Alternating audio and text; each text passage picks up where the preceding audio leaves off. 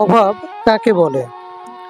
অর্থনীতি ক্লাসের শিক্ষক রুমে ঢুকেই সামনে বসা ছেলেটিকে প্রশ্ন করলেন, অর্থনীতিতে বস্তুগত বা অবস্তুগত কোনো দ্রব্য পাওয়ার আকাঙ্ক্ষাকে অভাব বলে। ছেলেটি উত্তর দিল, এটা তো অর্থনীতির ভাষা। সাধারণভাবে অভাব কাকে বলে, অর্থাৎ অভাব বলতে তুমি ঠিক কি বুঝো? ছেলেটি মাথা নিচু করে বেঞ্চের দিকে তাকিয়ে আছে। কি বলবে ভাবছে সে। শিক্ষক উত্তরের জন্য অপেক্ষা করছেন। ছেলেটি এবার বলতে শুরু করলো, আমি স্কুলে আসার সময় মা সারা বাড়ি তন্ন তন্ন করে খুঁজে আমাকে 20টা টাকা বের করে দেন।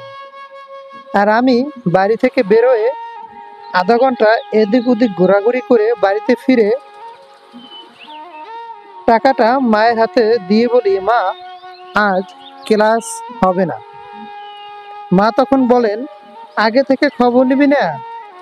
মায়ের সাথে আমার এই লুকোচুরিটাই আমার কাছে অভাব। বাবা যখন রাত করে বাড়ি ফেরেন, মা তখন জিজ্ঞাসা করেন, এত রাত হলো কেন? বাবা দীর্ঘশ্বাস চেপে বলেন, ওভারটাইম ছিল। বাবার এই হাড়ভাঙ্গা খাটুনিটাই হচ্ছে অভাব।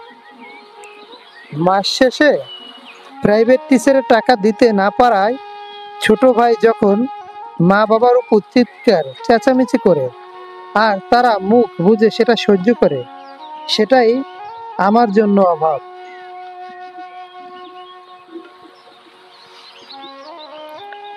মাকে যখন দেখি সেরা শাড়ি সেলাই দিতে দিতে বলে, শাড়িটা অনেক ভালো, আরও কিছুদিন পরা যাবে, সেটাই আমার কাছে অভাব। মাস শেষে টিউশনির পুরো টাকাটা মায়ের হাতে দিয়ে বলি, মা এটা তুমি সংসারের কাজে খরচ করো। মা তখন এটা স্বস্তির হাসি হাসেন। এই হাসিটাই হচ্ছে অভাব। বন্ধুদের দামি স্মার্টফোনে ভিড়ে নিজের নর্মাল ফোনটা লজ্জায় লুকিয়ে রাখি। এই লজ্জাটাই আমার কাছে অভাব। অভাবী হওয়ায় আত্মীয় স্বজন বন্ধু বান্ধব যখন আস্তে আস্তে আমাদের থেকে দূরে সরে যায়, ওই দূরে সরে যাওয়াটাই আমার কাছে অভাব। বড় বোনের বিয়ের বয়স হয়ে যাবার পরও বাবা বিয়ে দিয়ে দিতে পারছেন না, যৌতুকের টাকা জোগাড় করতে পারছেন না বলে।